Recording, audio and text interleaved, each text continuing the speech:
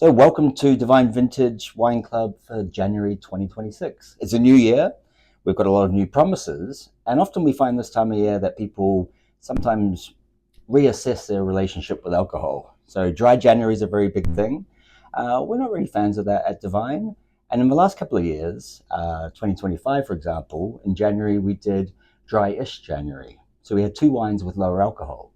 One was 10.5%, one was 11.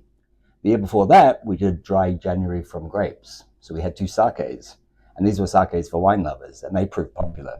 But we thought we'd change it up this year. We thought rather than having to struggle through a bottle or not touch it all month, we thought we'd go for more portion size.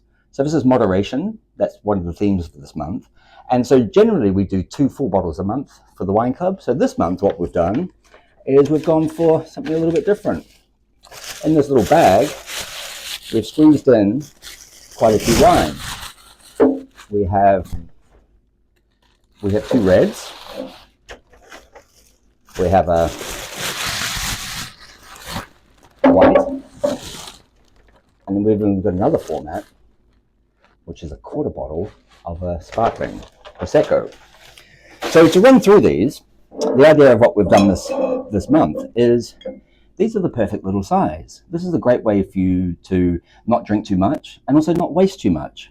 The thing with these half bottles, it's 375 ml compared to 750 for a full bottle, is these are a great little portion size. They're really good for maybe having on a weeknight. You fancy a glass of wine or two, maybe there's 2 people. You can have 1 full glass each, like a good sized glass, and then there's no wastage. You might notice sometimes you go, I want a glass of wine. You open a full bottle, you have a glass or 2 out of it, and maybe the last third or so just stays in the bottle. Sometimes you regret it because you drink it, and you wake up the next day and you're like, damn, I shouldn't have had that last bit. Other times you just forget about it for a few days. By the time you revisit, the wine's oxidized and it's turned bad. So it's a bit of a waste of time and money.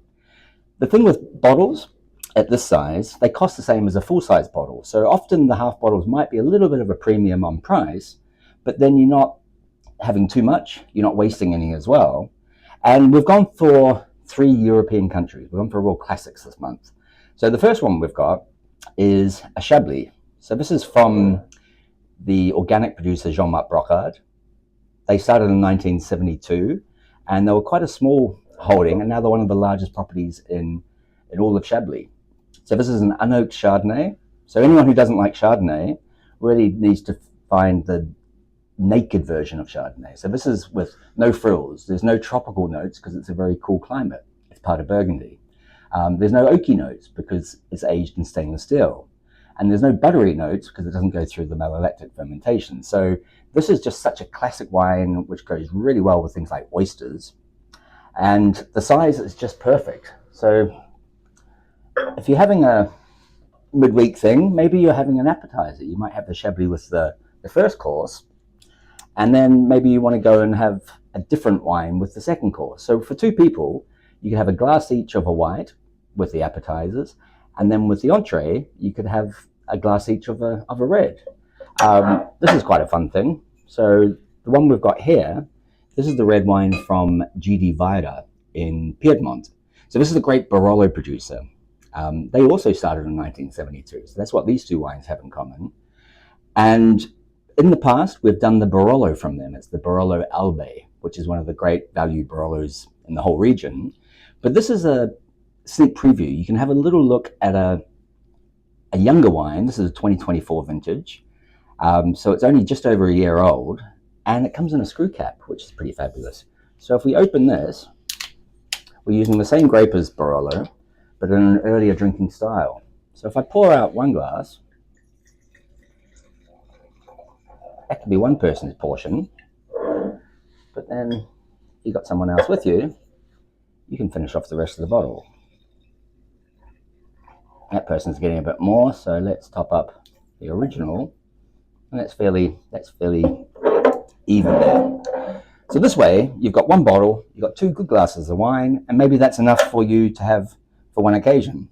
It could be a white and then a red if you do that, but the bottle's empty, it's in a screw cap, and you haven't wasted anything. So the Nebbiolo grape from Piedmont, the same grape as for Barolo, but a younger, fresher, easier drinking style. So the 2024. So I think that's just a really good size of a portion. The third one we've got, so we've covered France, we've covered Italy, and now we're going into Spain. And this is a terrific producer. These guys have been around since 1890, and it's La Rioja Alta. A couple of years ago, we actually featured their Viña Adanza. It was a 2016 vintage, which is a reserva. This is also a reserva, which in Rioja means that it's aged for a minimum of 2 years. And so this spends 2 years in American oak. The first year is in new barrels, and the second year is in used barrels, or neutral, so there's not really any flavor. But what happens with Rioja is it's aged for a long time before release. This is the current release, which is 2020. So this is a 5-year-old wine, and it's smooth, it's earthy, it's sort of ready to drink. It's a really great style of wine to have with cheeses, with slow-cooked lamb is one of the particularly great pairings with this. And it's just a bit of a contrast to the sort of the younger, fresher Nebbiolo, or you can go for a slightly more aged, smoother, earthy, very easy drinking Rioja with lots and lots of character from Spain. So this is really Spain's most famous wine region. And then finally, we've got a little quarter bottle. So this is what also known as a split. So a split is 187.5 milliliters. So it's exactly a quarter of a bottle. And this is sometimes you just want to have a drink. You just want to have something that's, you want some bubbles. You don't want to have a whole bottle. You might have a little something to celebrate. But it's also a really fun thing to do if you're doing a, more of like a cocktail idea. So I've got a glass here. Got some Aperol. So the old Aperol Spritz, the whole tradition of Aperol Spritz is you're meant to have it with sparkling wine, and generally Prosecco, being Italian. So if you pour in some Aperol and then grabbing the bottle, this one's quite fun. This has got a little tag on it. We did Prosecco in November. So we did the Nino Franco Rustico Prosecco when we were looking at higher quality beyond the stereotype. And that was from a sub-region called Valdobbiadene. This is another fabulous Prosecco producer called Biso. And this is their Geo. And it's also a Valdobbiadene, but in a really cute little thing. It's got a fake-looking cork on it, but this is actually a twist top. So you can twist it off. It's a perfect size if you're having one nice large Aperol. That's actually half of it. And you just made yourself an Aperol Spritz. So that's a pretty fun way to, we might as well make a decent one. It's a new year. We can start it off. And that way, you don't have to go through a whole bottle of sparkling wine or Prosecco. You've got enough for one portion. Sometimes you just need an Aperol Spritz. Someone else might be having a white, someone's having a red, someone fancies an Aperol.